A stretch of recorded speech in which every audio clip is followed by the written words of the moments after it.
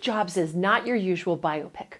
Directed by Danny Boyle using Aaron Sorkin's screenplay and starring Michael Fassbender as Jobs, it focuses in 3 acts on 3 events in the life of the iconoclast. With all the movies vying for Oscar attention this time of year, will you want to say hello to Steve Jobs? I'm Leslie Como, Cinema Siren, and this is my review. Cinema Siren! For those of you who love the work of director Danny Boyle and screenwriter Aaron Sorkin, who could give any Howard Hawks or Preston Sturges rapid-fire dialogue a run for their money, or brooding but diverse leading man Michael Fassbender, Steve Jobs will be required viewing. For the rest, you need only know this cinematic pressure cooker is one of the best films of the year and not only a fascinating study of one of the most important figures to bring us into the 21st century, but also a study in ensemble acting and tightly written, nuanced dialogue. Someone is getting an Oscar.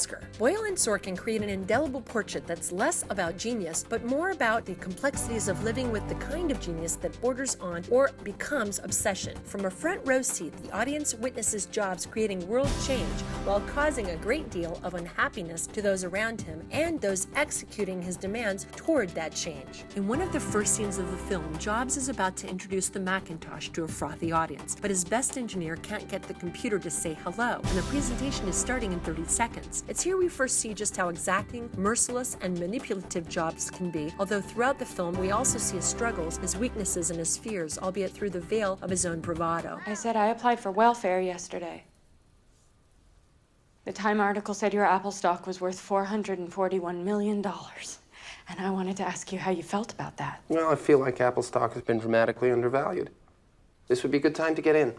Fassbender commands his role as Jobs, much like Jobs himself said he commanded his employees. A musician plays his instrument, a conductor plays the orchestra, but he's not alone. Every major role marks a high point for the actor portraying it.